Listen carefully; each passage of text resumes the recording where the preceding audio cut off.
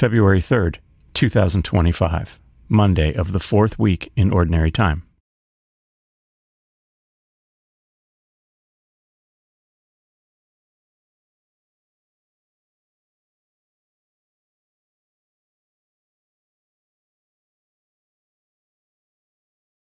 A reading from the letter to the Hebrews. Brothers and sisters, what more shall I say? I have not time to tell of Gideon, Barak, Samson, Jephthah, of David and Samuel and the prophets, who by faith conquered kingdoms, did what was righteous, obtained the promises. They closed the mouths of lions, put out raging fires, escaped the devouring sword. Out of weakness they were made powerful, became strong in battle, and turned back foreign invaders. Women received back their dead through resurrection. Some were tortured and would not accept deliverance in order to obtain a better resurrection. Others endured mockery, scourging, even chains and imprisonment. They were stoned, sawed in two, put to death at sword's point. They went about in skins of sheep or goats, needy, afflicted, tormented. The world was not worthy of them. They wandered about in deserts and on mountains, in caves and in crevices in the earth. Yet all these, though approved because of their faith, did not receive what had been promised. God had foreseen something better for us, so that without us they should not be made perfect. The word of the Lord. Responsorial Psalm. The response is, "Let your hearts take comfort, all who hope in the Lord." How great is the goodness, O Lord, which you have in store for those who fear you, and which, toward those who take refuge in you, you show in the sight of the children of men. Let your hearts take comfort, all who hope in the Lord. You hide them in the shelter of your presence from the plottings of men. You screen them within your abode from the strife of tongues. Let your hearts take comfort, all who hope in the Lord. Blessed be the Lord, whose wondrous mercy he has shown me in a fortified city. Let your hearts take comfort, all who hope in the Lord. Once I said in my anguish, I am cut off from your sight. Yet you heard the sound of my pleading when I cried out to you. Let your hearts take comfort, all who hope in the Lord. Love the Lord, all you his faithful ones.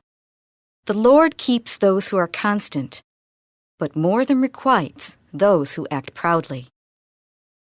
Let your hearts take comfort, all who hope in the Lord.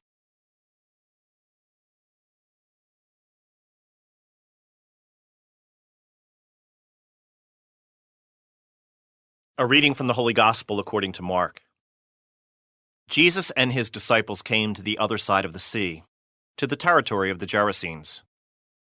When he got out of the boat, at once a man from the tombs who had an unclean spirit met him. The man had been dwelling among the tombs, and no one could restrain him any longer, even with a chain. In fact, he had frequently been bound with shackles and chains, but the chains had been pulled apart by him, and the shackles smashed, and no one was strong enough to subdue him.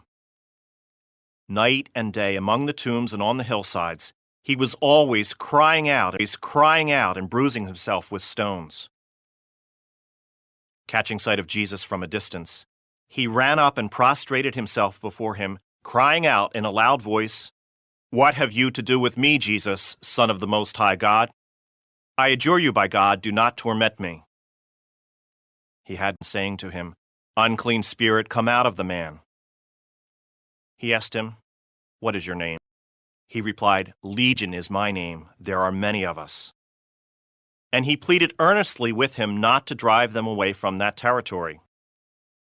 Now, a large herd of swine was feeding there on the hillside, and they pleaded with him, "Send us into the swine, let us enter them." And he let them. And the unclean spirits came out and entered the swine. The herd of about 2,000 rushed down a steep bank into the sea where they were drowned. The swineherds ran away, and reported the incident in the town and throughout the countryside. And people came out to see what had happened. As they approached Jesus, they caught sight of the man who had been possessed by Legion, sitting there clothed and in his right mind, and they were seized with fear. Those who witnessed the incident explained to them what had happened to the possessed man and to the swine. Then they began to beg him to leave their district. As he was getting into the boat, the man who had been possessed pleaded to remain with him.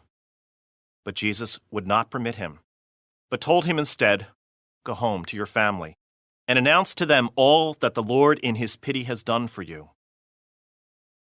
Then the man went off and began to proclaim in the Decapolis what Jesus had done for him. And all were amazed. The Gospel of the Lord.